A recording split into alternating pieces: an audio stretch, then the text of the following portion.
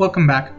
So now we have a null follow-up seal, I guess. I thought the distant counter seal for dragons was already crazy enough, but I guess IS is off their rockers now because they're giving us null follow-up after who knows how long of not getting a decent beast skill sacred seal. And to be honest, I'm all for this. This seems like it's going to be full null follow-up and not just the speed check variant. So that's really cool because there's so many things that you could do with it. And I figured because null follow-up is now a sacred seal, that having some sort of guidance on just generally how to use it, terms of combinations, so on and so forth, is worth discussing because, yeah, there's a lot to digest with this sacred seal because there's so many possibilities that you could do with it. So that's what we're here to do today. I'll leave timestamps accordingly if you just want to skip to specific sections, because presumably you don't want to sit through like every single section unless, I mean, you're interested, but nevertheless, if you're looking for specific stuff like B-slot combinations or inheritable weapon combinations or even preferred weapon combinations, then yeah, you could just skip over that. I'll leave timestamps in the description, so just watch what you need to watch. And outside of that, yeah, we may as well just get started. I have about 5 to 6 topics worth discussing on the Sacred Seal. The first one being mainly the differences between null follow-up and visible null follow-up. And I figured it would be worth highlighting just a bit because it is something that you could just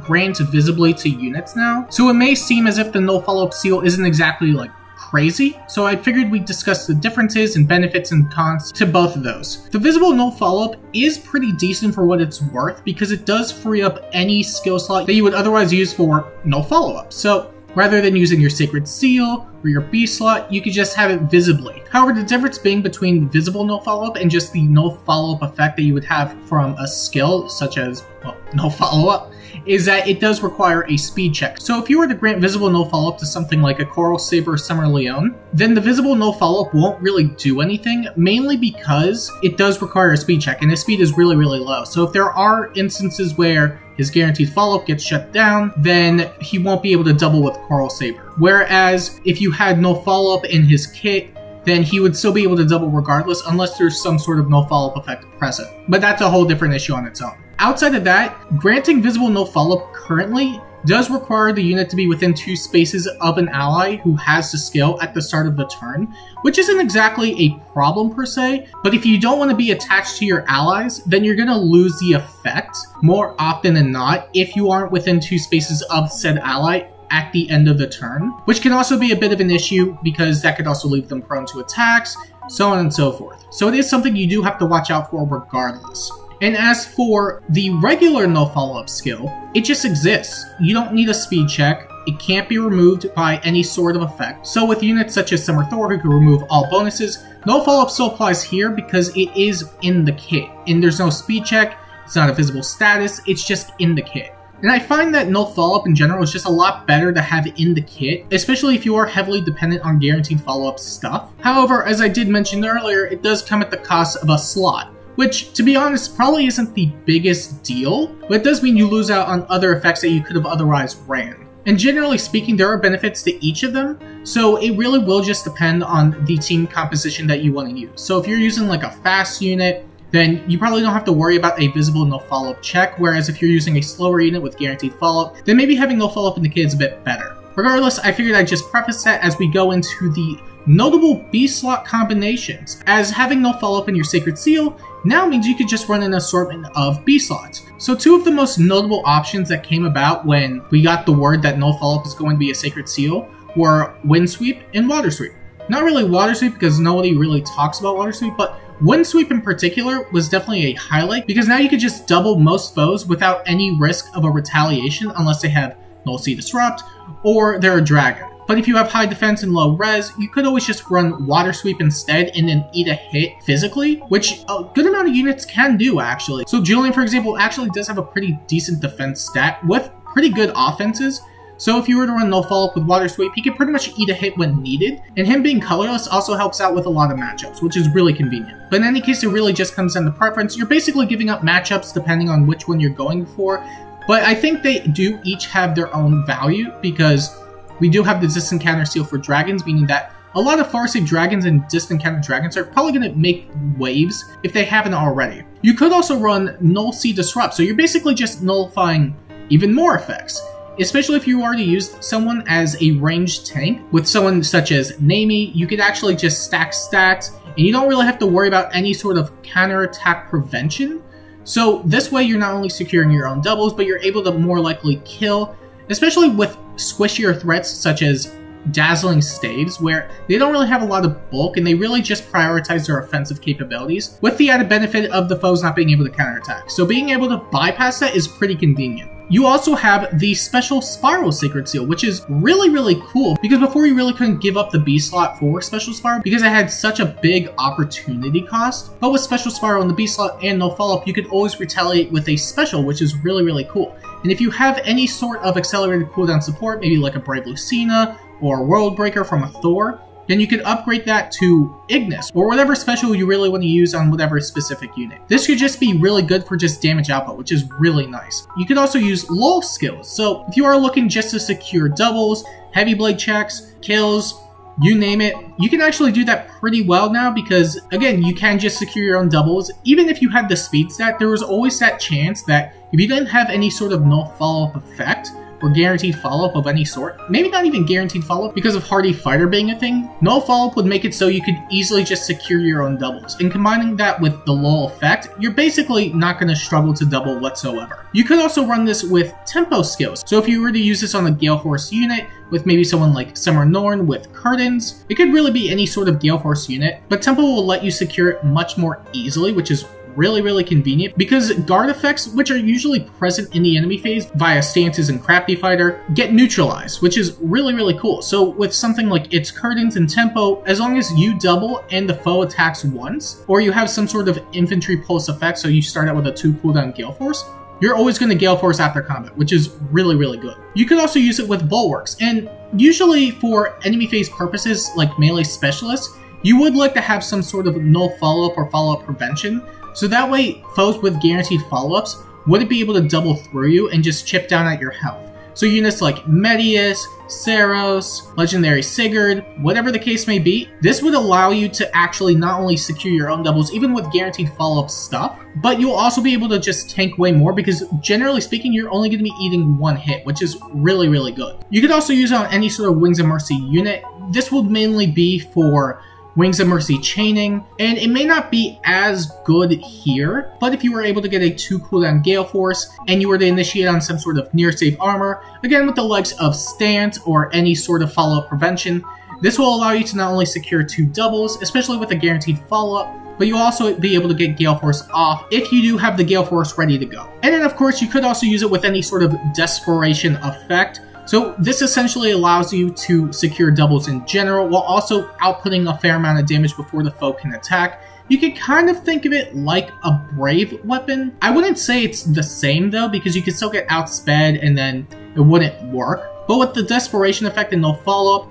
as long as you're able to meet a speed check, you're always getting 2 attacks out before the foe can counterattack, which is really good. And with Frenzy, you could just set it up way faster without any sort of fear that you would die in retaliation. And taking a page out of tempo and damage reduction skills in general, you could just use Velocity, which can be really good for Gale Force in general because not only does it have the Null Guard effect, but it also has damage reduction, meaning that you can still double without a lot of fear of dying to a retaliation. And then with no follow-up in the Sacred Seal, you can just guarantee your own doubles, and you won't need any sort of Heavy Blade or Flashing Blade effects because you do have the tempo effect, and with Gale Force and Sling and Time's Pulse, you have 3 cooldown ready to go. Outside of that, you can really just use this on any sort of unit with damage reduction, because one of the oldest God Sword combos was always just damage reduction, no follow-up, and if you had both in your kit, then you were really well off. So if you were to put this on Yanfei, for example, who has damage reduction in his weapon, you could just give him a Bulwark, so he has healing, and then whatever else he may want, and then he could just not only double,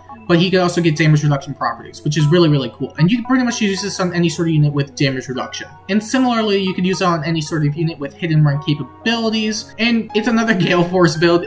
It does work pretty well with Gale Force, all things considered. But if you were to put this on any sort of unit with the Hidden Run skill or Close Call definitely being a bit better because you don't have to fear any sort of retaliation damage as much, then you could always just run away after triggering Gale Force, which means you're just safe at that point, which is really, really cool. And then for the final 3 notable B-slot combinations, you could just use Quick Riposte, which is relatively cheap, and if there is an impact effect or any sort of wary effect, then Null Follow-Up will allow you to secure Quick Riposte and double in the enemy phase, regardless. Unless they have a Null Follow-Up effect, then you're still going to be able to double no matter what. You could also use this with Dragon Wall, and this is pretty much the same thing as just running any sort of damage reduction skill, but you would want to run this on a unit that has a decent res stat to use it on, as well as a decent speed stat that can double, or if there is any sort of effect that allows them to get a guaranteed follow-up, then it will work pretty well. And speaking of which, you could just use that on the newly released Dragon's Ire 4, which technically isn't out by the time this video goes out,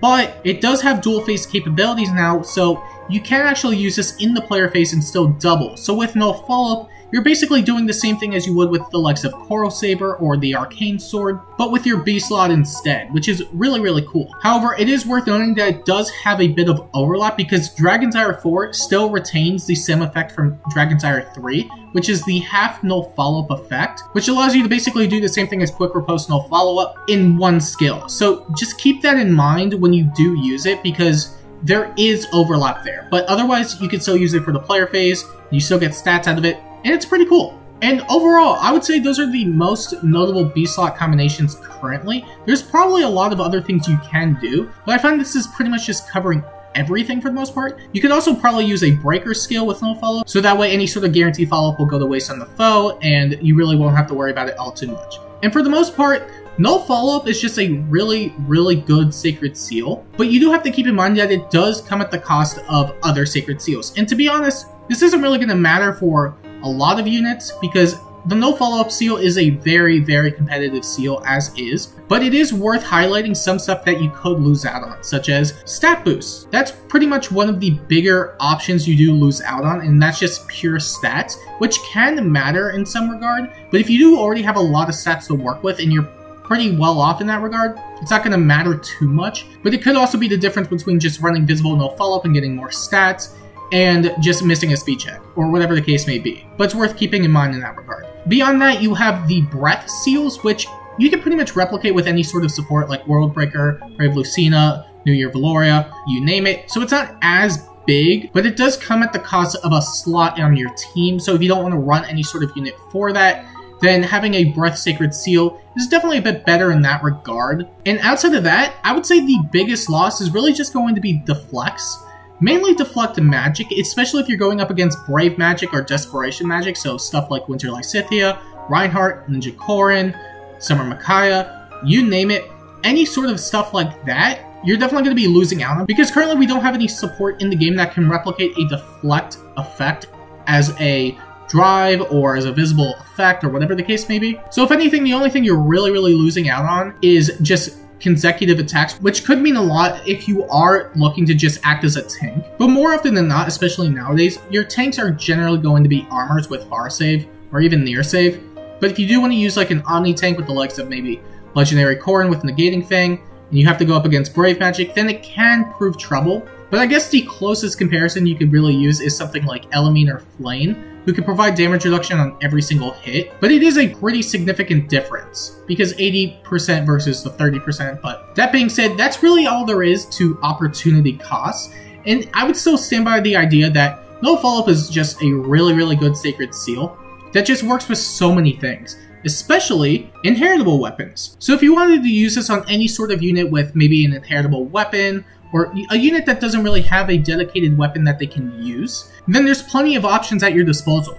You could use this on any sort of unit with a guaranteed follow-up, so that way they can secure their own doubles. And then if you were to free up their B slot for maybe something like Null Sea Disrupt, so they can just act in the enemy phase if there is some sort of follow-up prevention or just sweep effect, whether that's Wind Sweep or Fire Sweep, then you'll be able to still double regardless, which is really cool. You could also use this with Kanto weapons via Gale Force, so with the likes of Florid Cane, Flashing Blade, and Time's Pulse, you'll be able to secure your own doubles, and then with Null Follow-Up and Wind Sweep, you can prevent most counterattacks, the only ones that really just being Dragons, which can't cover everything unfortunately, at the moment at least. It does cover a majority of the one-range foes, which is really convenient, and then if you were able to get Gale Force off, then you could just run away after combat, after initiating a second combat, because the weapon does have cancel remaining +1, so this means you could easily run away with up to 3-4 movement if you are visibly buffed with movement, which is really good. You could also use this with the likes of brave weapons, mostly the speedy ones because you do want to secure quads mainly. If you aren't able to double with a brave weapon, then there's no real reason to use no follow-up for the most part, because chances are you're going to be doubled anyway if you are that slow. But with the likes of Flash and Blade, Frenzy, and Tempest, you can pretty much get 2 specials off in one combat, provided that you have to attack 4 times. And then with no follow-up and damage reduction, you're pretty much still doing the same DR no follow-up stuff, but you are able to get into the desperation range with the likes of Frenzy, and then you can just get 4 attacks out before the foe can counterattack, which is really, really good. You could also use this on units with any sort of follow-up denial weapons. So we recently got the Halloween trailer that gave us Serenity Breath, which is just follow-up prevention for dragons, which is really, really cool. And any sort of unit that does have follow-up prevention in their kit, mainly it's going to come from their weapon, or it could even come from Attack Smoke 4, if you could set that up. With no follow-up, the only way they'll be able to double the unit is with no follow-up themselves. And if they don't have no follow-up, then they're basically screwed, which is really, really cool. You could also use this with any sort of general stat boosting weapon. Drift and Grease is a really solid option for this, because with the likes of Ideal, you could pretty much just maintain the condition all the time, because it does heal back HP every single turn, which is really, really convenient. And then with the likes of Wind Sweep, you're basically able to double and prevent a lot of counterattacks in general. You could also use it with any sort of desperation weapon. Granted, we do have a lot of better inheritables nowadays, so it's probably not even the best option. If anything, you could always just run desperation in the B slot instead.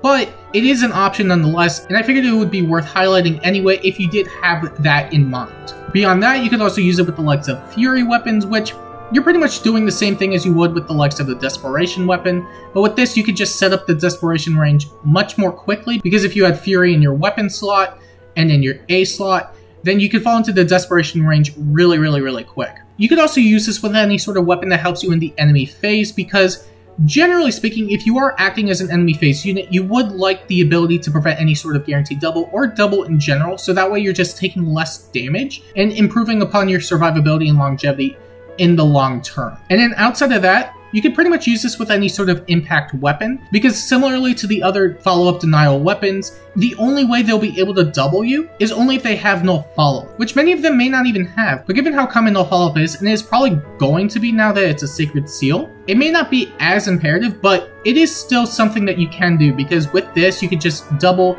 prevent any sort of guaranteed follow-up, and while it may seem redundant, it can still work against units that are even faster than you if they lack a no follow-up effect, because the no follow-up does prevent any sort of guaranteed follow-up that the foe may have, and then with instant acts they won't be able to double. So again, they will need no follow-up for it to work, as redundant as this may seem, but it's still really, really decent. And that may have been a lot to digest in general, so I figured just doing a brief segment on general combinations. If you just want to have a clear idea of good combinations that you could use on pretty much any unit, then I'll just go over a few quick ones. Again, any sort of unit with a follow-up denial, it works really, really well, because you're basically just securing your own survivability and longevity, as I was already covering with the likes of Serenity Breath.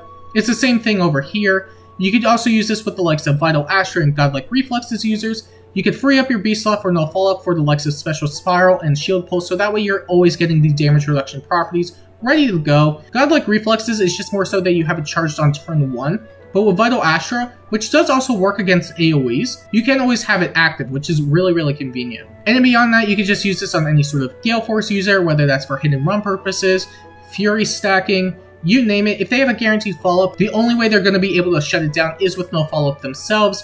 But this is also one of those old Seliph Divine Tearfang techs that you can pretty much do on any sort of unit now. And yeah, just any sort of guaranteed follow-up unit will use it pretty well.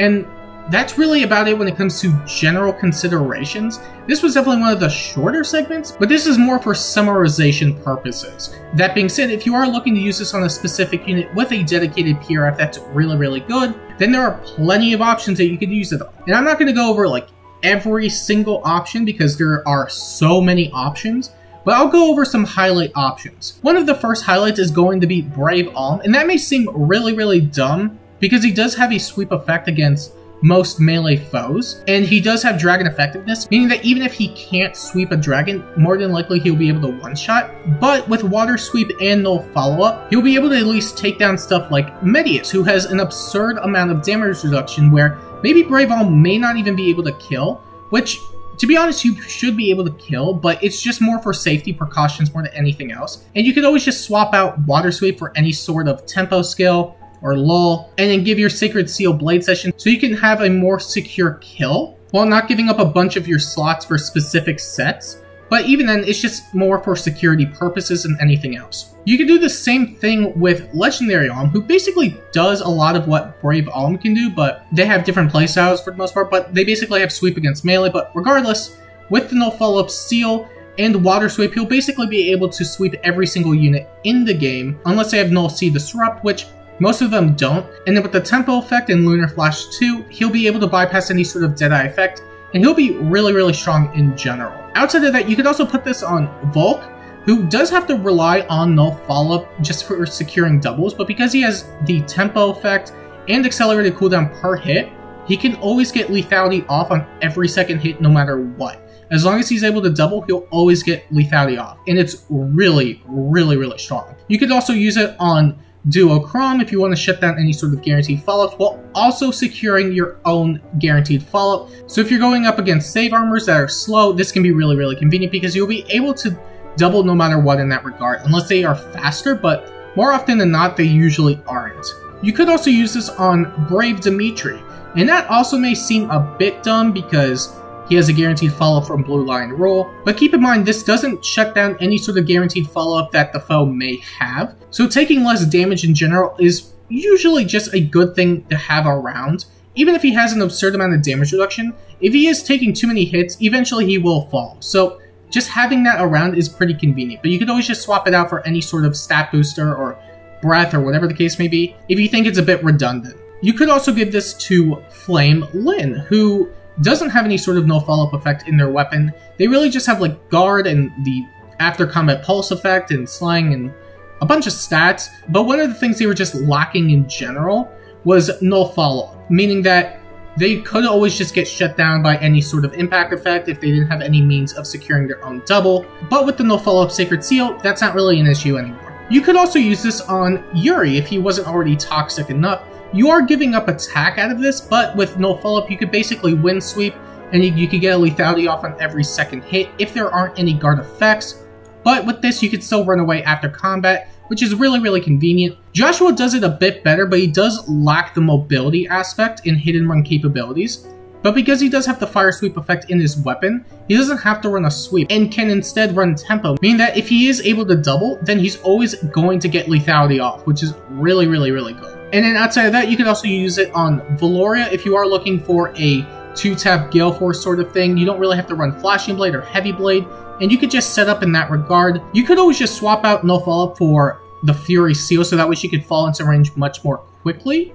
But you could also do Ardent Sacrifice, or run Visible No Follow-Up with support. There are options you can use regardless, but Valoria with no follow-up in her Sacred Seal is definitely one of the better Gale Forcers that we have in the game. Obviously, we do have stuff like Summer Edelgard, but Valoria is definitely her own special unique case because she does also have tempo in her weapon, meaning that no guard effect is really going to stop her. Beyond that, you could pretty much just use this on any sort of unit with damage reduction capabilities. I already covered this a bit earlier, but having damage reduction with no follow-up means that you're basically just replicating a lot of the old God Sword techniques that was really dominant back in the day. But with this, you can pretty much just use it on any sort of Vital Astra user, units with damage reduction built into their weapon, or even if they have a PRF B slot. If they just want to use it there instead, it doesn't even have to be a PRF, it could just be regular damage reduction. But any sort of damage reduction the unit may have is going to be really, really convenient for just overall longevity. Outside of that, you could use this on any sort of unit with a guaranteed follow-up, so stuff like Thraseer, who has a guaranteed follow-up. This will allow her to basically secure Moonbow procs with Flashing Blade, unless there are guard effects, but even then,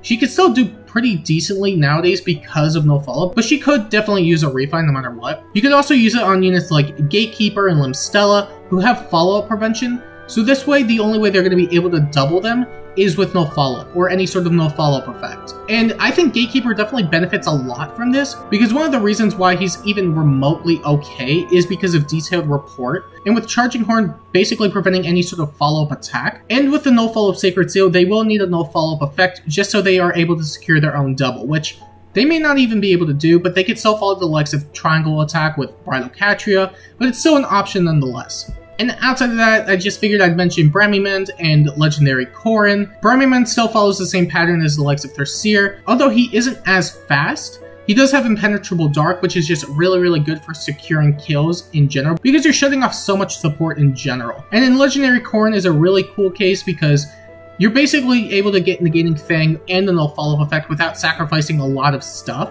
And because of that, I figured it would be worth mentioning her. And really beyond that, there's really not much else to say. I believe I covered pretty much everything when it came to just the no follow-up Sacred Seal. If I did miss anything, just let me know and I'll respond to it. And hopefully I'll be able to just give some guidance there. If you had any other questions regarding the no follow-up Sacred Seal, I'll try and answer them as much as I can when I do get the time, because I'm very terrible when it comes to just responding to comments. I do read them all the time though, so I don't want it to seem like I just don't.